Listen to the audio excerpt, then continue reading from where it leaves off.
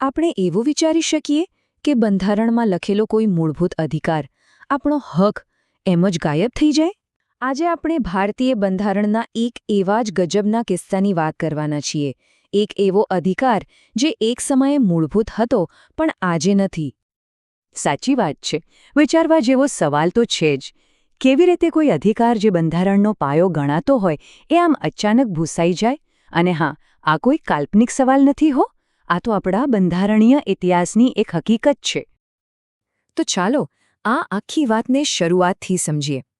એક એવો મૂળભૂત અધિકાર જે હતો અને પછી નહોતો. ખાલી સમયગાળો તો જુઓ, ફક્ત 28 વર્ષ. 1950માં જ્યારે બંધારણ આવ્યું ત્યારે સંપત્તિનો અધિકાર એકદમ મજબૂત, એકદમ પાક્કો મૂળભૂત અધિકાર હતો. અને 1978 આવતા તો એ મૂળભૂત અધિકારોની લિસ્ટમાંથી જ ગાયબ. તો સવાલ એ થાય કે આ અધિકાર હતો શું? મતલબ, જ્યારે એ મૂળભૂત અધિકાર ગણાતો હતો ત્યારે એમાં એવું તો શું લખેલું હતું? જો, મૂળ બંધારણમાં આને લગતી બે ખાસ વાતો હતી. પહેલી હતી અનુચ્છેદ 19(1)(f). એ સીધું જ કહેતી હતી કે ભાઈ, દરેક નાગરિકને સંપત્તિ ખરીદવાનો, પોતાની પાસે રાખવાનો અને વેચવાનો પૂરો અધિકાર છે. એકદમ સ્પષ્ટ વાત.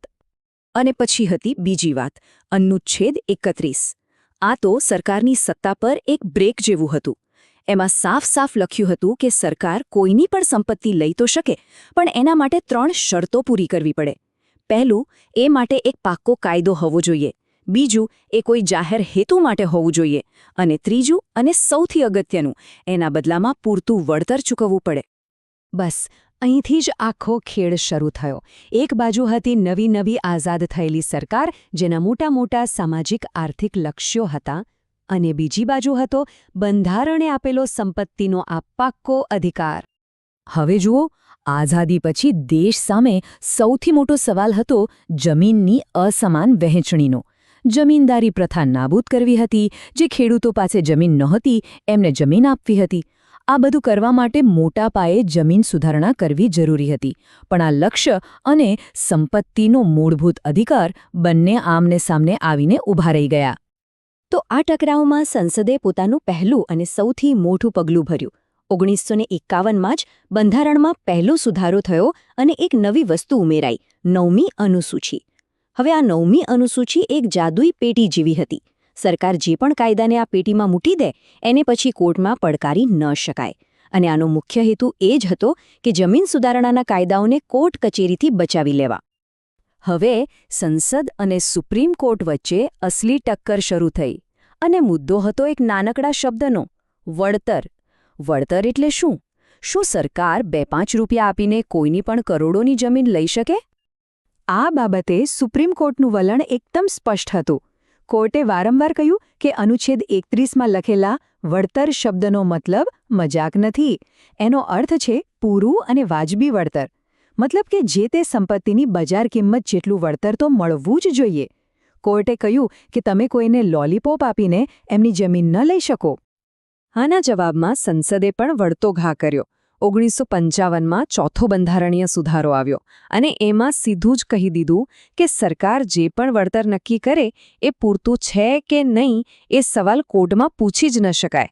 આ તો સીધું ન્યાયતંત્રની શક્તિ પર કાપ મૂકવા જેવું હતું. પણ ખરી રમત તો 1971માં રમાઈ. ઇન્દિરા ગાંધીની સરકારે 25મો સુધારો કર્યો અને બંધારણમાંથી વળતર શબ્દને જ ઉખાડીને ફેંકી દીધો. એની જગ્યાએ મૂક્યો રકમ શબ્દ. એટલે કે હવે સરકાર વળતર નહીં પણ એક રકમ આપશે. આનો હેતુ એકદમ સાફ હતો. બજાર કિંમત સાથેનો જે પણ થોડો ઘણો સંબંધ બચ્યો હતો એને પણ તોડી નાખવો. તો આ જે દાયકાઓ સુધી ખેંચતાણ ચાલી, એનો અંત કેવી રીતે આવ્યો? વેલ, અંતે તો આખા અધિકારને જ એના મૂળ સ્થાનેથી હટાવી દેવામાં આવ્યો. આ આખી ઘટનાને આપણે જરા ટૂંકમાં સમજી લઈએ. જુઓ, 1951માં 9મી અનુસૂચિથી શરૂઆત થઈ. પછી 1971માં વળતરનો વિવાદ ચરમસીમાએ પહોંચ્યો. 1973માં આવ્યો ઐતિહાસિક કેશવાનંદ ભારતી કેસ, જેણે મૂળભૂત માળખાનો સિદ્ધાંત આપ્યો. અને આખરે 1978માં 44માં સુધારાથી આ અધિકારને મૂળભૂત અધિકારોમાંથી હટાવી દેવાયો. અને છેલ્લે 2007માં કોર્ટે 9મી અનુસૂચિ પર પણ પોતાનો સંકજો કસ્યો. તો થયું એવું કે 1978માં જનતા પાર્ટીની સરકાર આવી અને એમણે 44મો બંધારણીય સુધારો કર્યો. આ સુધારાથી અનુચ્છેદ 19(1)(f) અને અનુચ્છેદ 31 આ બંનેને મૂળભૂત અધિકારોના ચેપ્ટરમાંથી ડિલીટ જ કરી દેવામાં આવ્યા. બસ વાત ખતમ. હવે આ ફેરફારથી અસલમાં શું બદલાયું એ સમજવું બહુ જરૂરી છે. જુઓ, જ્યારે મૂળભૂત અધિકાર હતો ત્યારે જો સરકાર એનો ભંગ કરે તો કોઈ પણ નાગરિક સીધો જ સુપ્રીમ કોર્ટમાં જઈ શકતો હતો. પણ હવે એવું નથી. હવે અનુચ્છેદ 300A હેઠળ એ એક કાનૂની અધિકાર છે. આનો મતલબ એ કે સરકાર કાયદા વગર કોઈની સંપત્તિ ન લઈ શકે, પણ સંસદ કાયદો બનાવીને એને નિયંત્રિત જરૂર કરી શકે છે. અને હા, હવે એના ભંગ બદલ સીધા સુપ્રીમ કોર્ટના દરવાજા ખખડાવી શકાતા નથી. પણ અહીં વાર્તા પૂરી નથી થતી. સંપત્તિનો અધિકાર તો ખસેડાઈ ગયો, પણ આ લડાઈમાં સંસદે જે એક શક્તિશાળી હથિયાર બનાવ્યું હતું, 9મી અનુસૂચિ, એ તો બંધારણમાં જ રહી ગયું અને એનો પડછાયો ઘણો લાંબો સાબિત થયો. જે 9મી અનુસૂચિ જમીન સુધારણા માટે બની હતી એનો ઉપયોગ પછીથી સરકારો બીજા વિવાદાસ્પદ કાયદાઓને બચાવવા માટે કરવા લાગી. જે પણ કાયદાને કોર્ટની નજરથી બચાવવો હોય એને બસ આ કાનૂની ઢાલ પાછળ છુપાવી દેવામાં આવતો. આનું એક મોટું ઉદાહરણ છે તમિલનાડુનો અનામત કાયદો. 1993માં સુપ્રીમ કોર્ટે ઇન્દિરા સહાની કેસમાં ચુકાદો આપ્યો કે અનામત 50%થી વધારે ન હોઈ શકે.